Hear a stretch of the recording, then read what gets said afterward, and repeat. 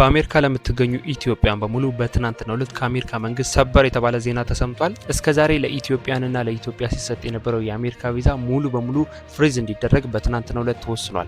እንዲሁም በአሜሪካ የምትገኙ በግሪን ካርድ በሲቲዝን እንዲሁም በቪዛ አማራጭ የምትገኙ ኢትዮጵያን በሙሉ የኢትዮጵያ ላይ የተወሰነው የቪዛ ክልከላ ይመለከታቸዋል። እንዲሁም በአሜሪካ ለምትገኙ ኢትዮጵያንም የወጣ አዲስ መመሪያ አለ። ስለዚህ የዛሬው መረጃ እጅግ በጣም ይመለከታቸዋል። ሙሉ ቪዲዮን መከታተላችሁን እንዳትረሱ። Karen Tumlin, an immigration attorney and director of the Justice Action Center. Karen, thank you so much for your time today.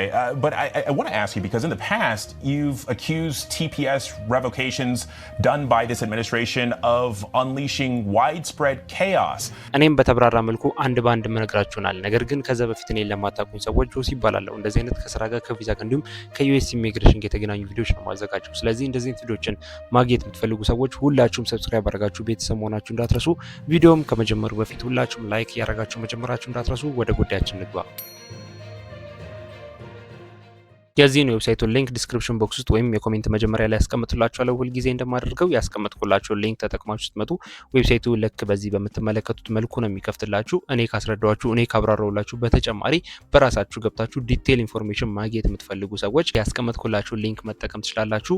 ተጠቅማችሁ ስትመጡ ዌብሳይቱ ልክ በዚህ መልኩ ሲከፍት እዚህ ጋር እንደምትመለከቱት ዩኤስ ኢሚግሬሽን ቪዛ ፍሪዝ ይላል። እዚህ ጋር የምትመለከቱት ታይትል ወይም እዚህ ጋር ዲፓርትመንት ኦፍ ስቴት የሚለውን ኢሜጅ አንድ ጊዜ ትነኩታላችሁ። ራሱ ሪዳይሬክት አድርጎ ወደ ውስጥ ፔጅ እንዲያስገባ ነው። በምትመለከቱት መልኩ ራሱ ዳይሬክት አድርጎ ወደ ውስጥ ፔጅ አስገብቶናል። በትናንትናው ዕለት ማለትም ጃንዋሪ 14 የወጣ አዳዲስ ህጎች አሉ። ለኢትዮጵያ ሲሰጥ የነበረው ቪዛ ሙሉ በሙሉ ፍሪዝ መደረጉ በትናንትናው ዕለት ተሰምቷል። ስለዚህ አጠቃላይ ያለው ኢንፎርሜሽን ማለትም በአሜሪካ ለምትገኙ ለግሪን ካርድ ሆልደሮች በቪዛ አማራጭ ያላችሁ እንዲሁም በሲቲዝንሺፕ ጭምር ያላችሁ ሰዎች የወጣም አዳዲስ መመሪያ አለ። ስለዚህ ሁሉንም አጠቃላይ ኢንፎርሜሽን እዚሁ ፔጅ ላይ ተዘርዝሮ ተቀምጧል። እዚህ ጋር እንደምትመለከቱት በትናንትናው ዕለት ማለትም ጃንዋሪ 14 2026 ማለት ነው የአሜሪካ የውጭ ጉዳይ ሚኒስቴር በ75 ሀገራት ዜጎች ላይ የኢሚግሬሽን ቪዛ ሂደትን ላልተወሰነ ጊዜ ማገዱን በትናንትናው ዕለት አናውንስ አድርጓል። እንደነገርኳችሁ በ75 ሀገራት ላይ የኢሚግሬሽን ቪዛ ሂደት ላልተወሰነ ጊዜ ማለትም ቀነ ገደብ ባልተወሰነለት ጊዜ ሙሉ በሙሉ የቪዛ ሂደትን ማቋረጡ ተገልጿል። ይህም ከጃንዋሪ 21 2026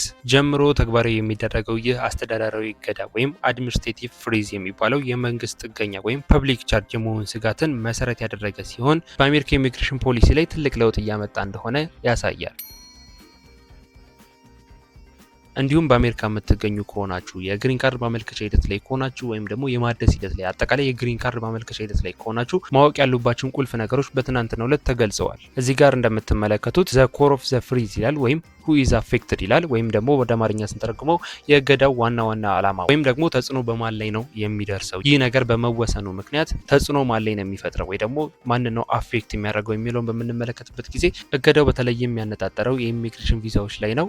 ይህም በአሜሪካ ውስጥ በቋሚነት ለመኖርና ለመስራት ለሚፈልጉ ሰዎች ትልቅ ችግር ይፈጥራል ወይም በአሜሪካ ውስጥ በቋሚነት ለመኖርና ለመስራት ለሚያስቡ ሰዎች ይመለከታል። ከነዚህም መካከል እዚህ ጋር የምትመለከቷቸው ሁለት ነገሮች ተገልጸዋል። በቤተሰብ ስፖንሰር የሚደረጉ የግሪን ካርድ ማመልከቻዎች ማለትም የአሜሪካ ዜጎች የትዳር አጋሮቻቸውን ሊሆን ይችላል፣ ልጆቻቸውን ሊሆን ይችላል ወይም ወላጆቻቸውን የአሜሪካ ሲቲዝን የሆኑ ሰዎች ማለት ነው። ፋሚሊ ስፖንሰርድ የሆኑ ግሪን ካርድ ጉዳዮችን ይመለከታል ወይም በፋሚሊ ግሪን ካርድ የምታገኙ ሰዎች በቤተሰብ ግሪን ካርድ የምታገኙ ሰዎችን ይመለከታል። እንዲሁም ሁለተኛው እዚህ ጋር እንደምትመለከቱት ኢምፕሎይመንት ግሪን ካርድ ነው። ይህ ማለት በስራ የምታገኙት ማለትም በስራ ስምሪት ላይ የተመሰረቱ የግሪን ካርድ ማመልከቻዎች ሙሉ በሙሉ እንዲቋረጡ ተደርጓል ወይም ማመልከቻዎችን አፌክት ያደርጋል። ስለዚህ ማንን ነው አፌክት የሚያደርገው ወይ ደግሞ ማንን ነው የሚጎዳው የሚለው በምንመለከትበት ጊዜ እንደነገርኳችሁ በቤተሰብና በስራ ስምሪት ወይም በኢምፕሎይመንት ቤዝድ ግሪን ካርድ ለማግኘት ያሰባችሁ ወይም ፕሮሰስ ላይ ያላችሁ ሰዎችን ይመለከታል። እዚህ ጋር እንደምትመለከቱት ዘ ሪዝኒንግ የሚለው ወይም ምክንያቶቹ የሚለው ክፍል ላይ እንደምትመለከቱት የአስተዳደሩ ባለስልጣናት ወይም የአሜሪካ መንግስት ማለት ነው የነዚህ 75 ሀገራት ዜጎች የመንግስት ድጎሞች ወይም ፐብሊክ ቻርጅ የምንለው ማለት ነው የህዝብ እርዳታዎችን ተቀባይነት በሌለው መጠን ይጠቀማሉ የሚል ስጋት እንዳላቸው ተገልጿል። አዲስ የሚመጡ ስደተኞች የመንግስት ጥገኛ እንዳይሆኑ የአሰራር ሂደቱን እስኪገመግም ድረስ እገዳው ላልተወሰነ ጊዜ ጸንቶ እንደሚቆይ ተገልጿል። ይህ የሆነበት ምክንያት እንደነገርኳችሁ በባለፈው ቪዲዮዎች ማለትም ከዚህ በፊት በነበሩት ቪዲዮዎችም እንዳዘጋጀውላችሁ ኢትዮጵያና በርካታ የአፍሪካ ሀገራቶች የፐብሊክ ቻርጅ ወይም የመንግስት ድጎሞችን ባልተገባ መልኩ ይጠቀማሉ የሚል ሪፖርት ወጥቶ ነበር። ቪዲዮ አዘጋጅቼላችሁ ነበር። በዛ ምክንያት ከፍተኛ የሆነ እርምጃ እንደሚወስዱ ተናግሬ ነበር። እንዲሁም እየወሰዱ እንዳሉ እንዲሁም እርምጃም እንደሚወስዱ ራሳቸው አስጠንቅቀው ነበር። አሁንም ይህ ውሳኔ የተወሰነበት ምክንያት ማለትም ሙሉ በሙሉ ቪዛዎች ፖዝ እንዲደረጉ እንዲሁም በአሜሪካ የሚገኙ የግሪን ካርድ ጥያቄዎች የግሪን ካርድ ሂደቶች አፕሊኬሽኖች ሙሉ በሙሉ ፖዝ እንዲደረጉ ፍሪዝ እንዲደረጉ ላልተወሰነ ጊዜ የተደረገበት ምክንያት ብዙ ኢሚግራንቶች ወይም ብዙ ኢትዮጵያን ይህንን የፐብሊክ ቻርጅ የመንግስት እርዳታዎችን ባልተገባ መልኩ እየወሰዱ ይገኛሉ። ሳይገባቸው ማለትም ተረጂ መሆን ሳይገባቸው ተረጂ የሆኑ እያጭበረበሩ እየወሰዱ ይገኛሉ በሚል ምክንያት መሆኑን ራሳቸው እዚህ ጋር እንደምትመለከቱት ዘ ሪዝኒንግ የሚለው ፓርት ላይ ተገልጿል። እዚህ ጋር እንደምትመለከቱትም ከታገዱት 75 ሀገራቶች ውስጥ እነማን ናቸው የሚሉት ተዘርዝረው ተቀምጧል። ከ75ቱ ሀገራት ዝርዝር ውስጥም ከአፍሪካ፣ ከኤዥያ፣ ከላቲን አሜሪካ፣ ከመካከለኛው ምስራቅና ከምስራቅ አውሮፓ የተውጣጡ በርካታ ሀገራቶች አሉ። ከአፍሪካ ውስጥም እዚህ ጋር እንደምትመለከቱት ናይጄሪያ አለች፣ ኢጂፕት አለች፣ አገራችን ኢትዮጵያም እዚህ ጋር እንደምትመለከቱት አለች። እንዲሁም ሶማሊያ፣ ሱዳን፣ ጋና፣ አልጄሪያ እንዲሁም ዲሞክራቲክ ኮንጎ አሉበት ማለት ነው። ስለዚህ ከአፍሪካ ውስጥ ኢትዮጵያም ጭምር ወደ ቪዛ ፍሪዝ ውስጥ እንደተካተተች ተገልጿል። ከኤዥያ ውስጥ እዚህ ጋር እንደምትመለከቱት ፓኪስታን፣ ባንግላዴሽ፣ ሩሲያ፣ ኢራን፣ አፍጋኒስታን እንዲሁም ኡዝቤኪስታን የመሳሰሉት የኤዥያ ሀገራቶችም አሉ። ከአሜሪካ ውስጥም ብራዚል፣ ኮሎምቢያ እንዲሁም ጀማይካ እና የመሳሰሉት የአሜሪካ ሀገራቶችም እዚህ ጋር አሉ። ከአውሮፓ ሀገራትም ጭምር የተካተቱ አሉ እዚህ ጋር እንደምትመለከቱት። ከአፍሪካ ግን ሀገራችን ኢትዮጵያም ተካታለች። እንዲሁም የኢትዮጵያም ጎረቤት ሀገራቶች ሳይቀሩ ተካተዋል። እንዲሁም እዚህ ጋር እንደምትመለከቱት ዋት ኢዝ ኖት አፌክትድ ይላል ወይም ይህ እገዳ የማይመለከታቸው ፊልዶች አሉ። ይህ ሲባል ኢትዮጵያ ሙሉ በሙሉ ቪዛ ፍሪዝ ሆነች ሲባል ሁሉም ነገር በአንድ ጊዜ ተቋረጠ ወይም በአንድ ቀን ሁሉም ነገር ተደመሰሰ ተበለሻሸ ማለት አይደለም። አፌክት የማይሆኑ ነገሮች አሉ ወይ ደግሞ እገዳው የማይመለከታቸው ልዩ ሁኔታዎች አሉ። ከነሱ መካከል ይህ እገዳ ሙሉ በሙሉ ጉዞን የሚከለክል አለመሆኑን ማስተዋል አለባችሁ። እንዲሁም ደግሞ ቀጥለው መዘርዝርላችሁ የቪዛ አይነቶች አሁንም ክፍት መሆናቸው እንዲሁም አሁንም መጠቀም የምንችላቸው የቪዛ አማራጮች መሆናቸውን እንድታውቁና ልብ እንድትሉ ፈልጋለሁ። ከነሱ መካከል ማለትም አሁንም ስቲል መጠቀም የምንችላቸው የቪዛ አማራጮች እዚህ ጋር እንደምትመለከቱት ነን ኢሚግራንት ቪዛ ወይም የኢሚግሬሽን ያልሆኑ ቪዛዎች ነን ኢሚግራንት የሚባሉት የቪዛ አማራጮች ለምሳሌ የቱሪስት ቪዛ ሊሆን ይችላል፣ ቢ1 ቢ2 የምንለው እንዲሁም የተማሪዎች ኤፍ1 የምንለው እንዲሁም ጊዜያዊ የንግድ ለንግድ ብላችሁ የምትመጡ ሰዎች ወይም ለንግድ የሚሰጡ የቪዛ አማራጮች አሁንም ድረስ አገልግሎት እየሰጡ ይገኛሉ ወይም ምንም አይነት አፌክት አልተደረጉም። እንደነገርኳችሁ ነን ኢሚግራንት ቪዛ አማራጭ ውስጥ ሁሉም ነገር እንዳለው ወይም እንደ በፊት እንደነበረው ይቀጥላል። ሁለተኛ ላይ እዚህ ጋር እንደምትመለከቱት ሜጀር ኢቨንትስ የሚለው እዚህ ጋር እንደምትመለከቱት ማለት ነው።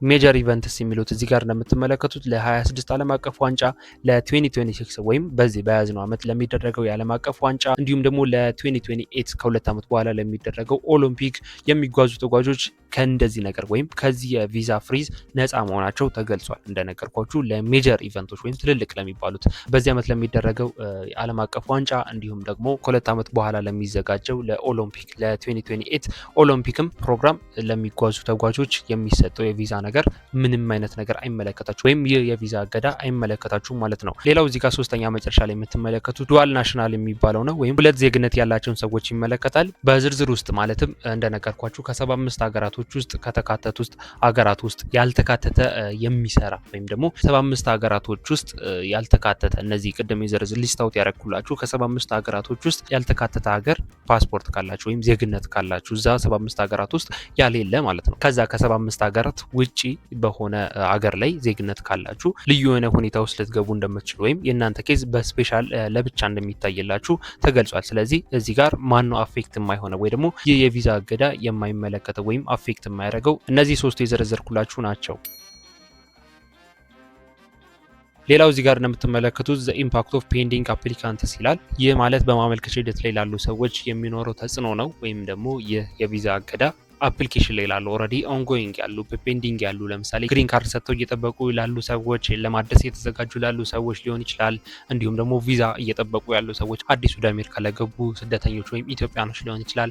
እንዲሁም አዲስ ዜግነት ያገኙ ሰዎች አዲስ ሲቲዝንሺፕ ያገኙ ሰዎች ሊሆን ይችላል። እንዲሁም ለሲቲዝንሺፕም እየጠበቁ ላሉ ሰዎች ሊሆን ይችላል። ለነሱ ሰዎች ወይም ፔንዲንግ አፕሊካንቶች የሚኖረው ተጽዕኖ ምን ይመስላል የሚለው በምንመለከትበት ጊዜ የቪዛ ማረጋገጫ ተሰጥቶ እስካሁን ድረስ ያልታተመ ከሆነ ወይም ደግሞ ታትሞ ለአመልካቹ ያልተሰጠ ከሆነ ከጥር 21 ጀምሮ ወይም ከጃንዋሪ 21 ጀምሮ ጉዳዩን ውድቅ እንዲያደርጉ መመሪያ ተሰጥቷቸዋል። ይህ ምን ማለት ነው? በፔንዲንግ ላይ ወይም በሂደት ላይ ያላችሁ አመልካቾች እንደነገርኳችሁ ግሪን ካርድም ሊሆን ይችላል ወይም ማንኛውም አይነት ላይ ሊሆን ይችላል።